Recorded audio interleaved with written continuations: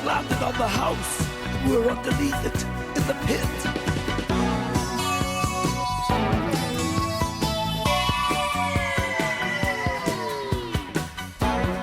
The Martians spent the night making a new machine.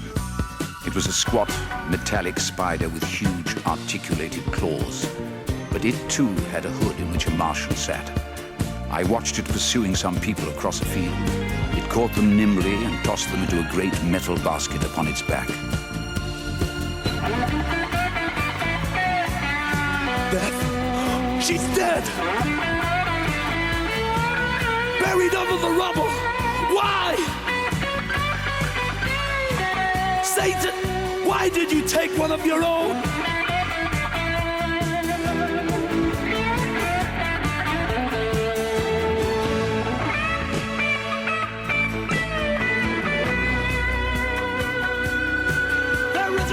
On mankind, we may as well be resigned to let the devil take the spirit of man.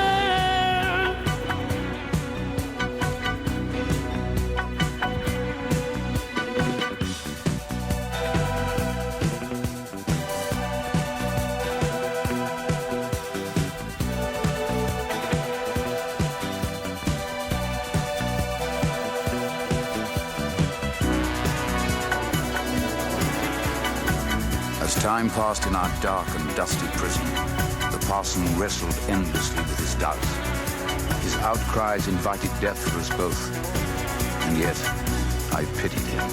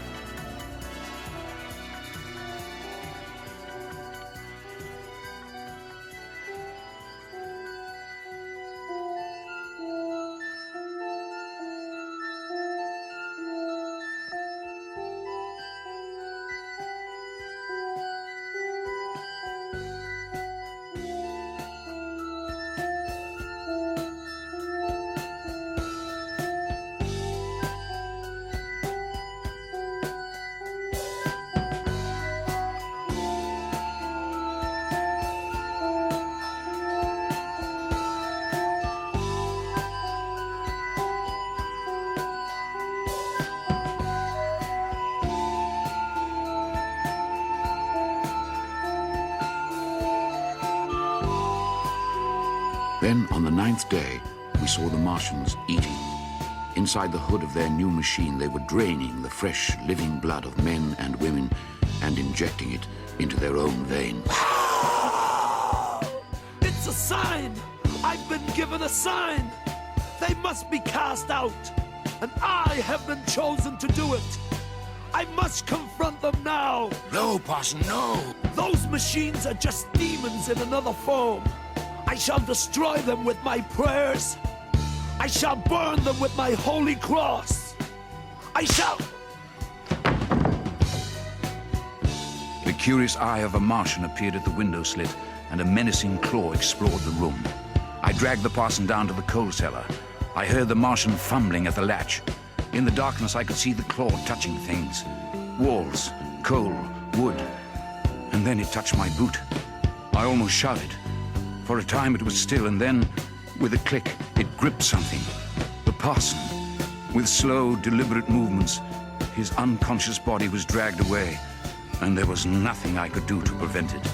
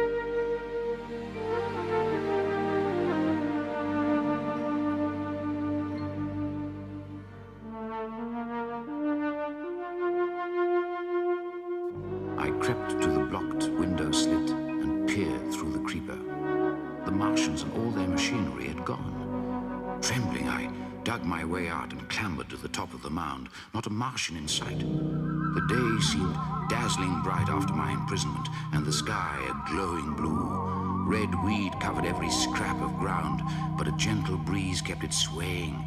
And oh, the sweetness of the air.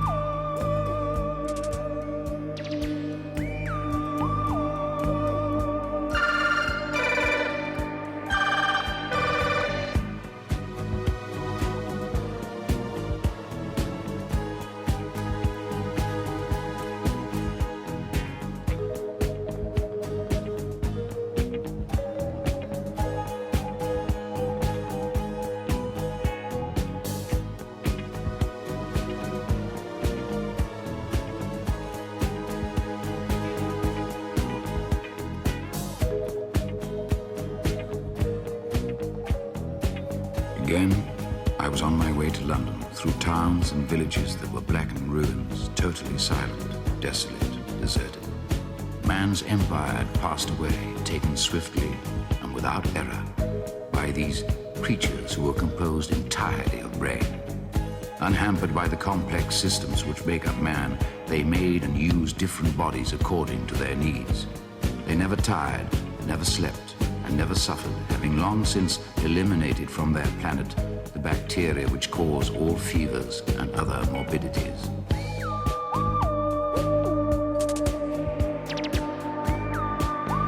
Halt! Who goes there? Friend. Be on your way! This is my territory. Your territory? What do you mean?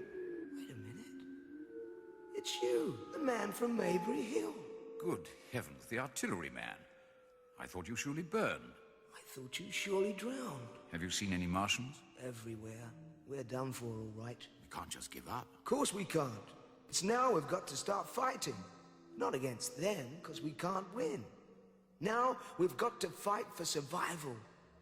I reckon we can make it. I've got a plan.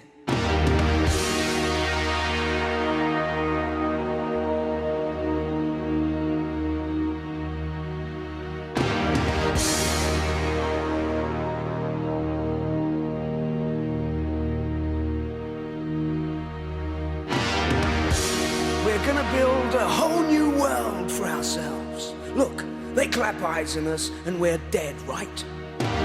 So we gotta make a new life where they'll never find us. You know where? Underground.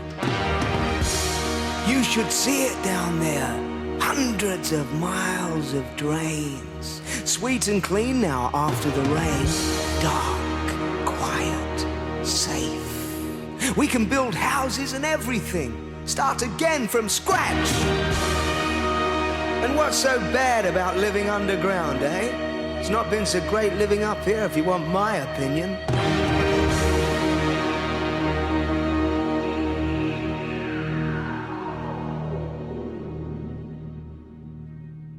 Take a look around you at the world we've come to know. Does it seem to be much more than a crazy circus show?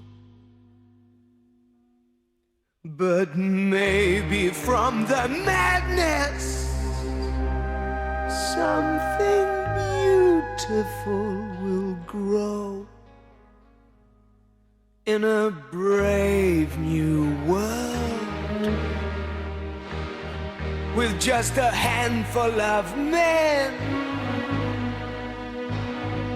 We'll start all over again,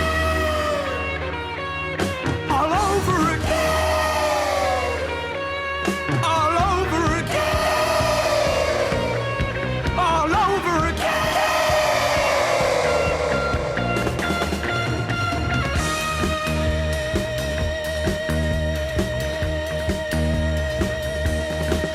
We'll build shops and hospitals and barracks right under their noses, right under their feet.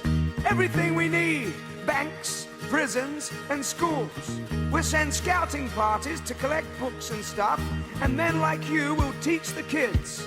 Not poems and rubbish, science, so we can get everything working. We'll build villages and towns, and we'll play each other at cricket. Listen, maybe one day we'll capture a fighting machine, eh? Learn how to make them ourselves and then wallop!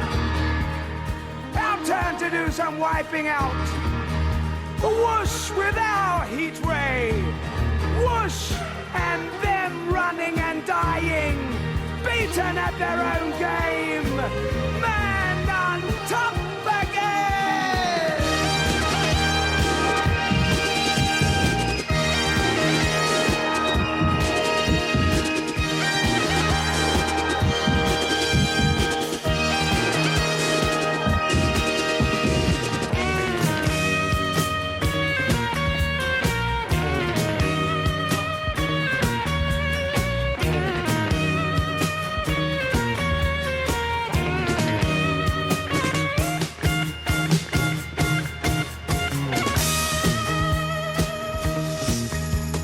Now our domination of the earth is fading fast, and out of the confusion the chance has come at last to build a better future from the ashes of the past in a brave new world. With just a handful of men, we'll start all over again.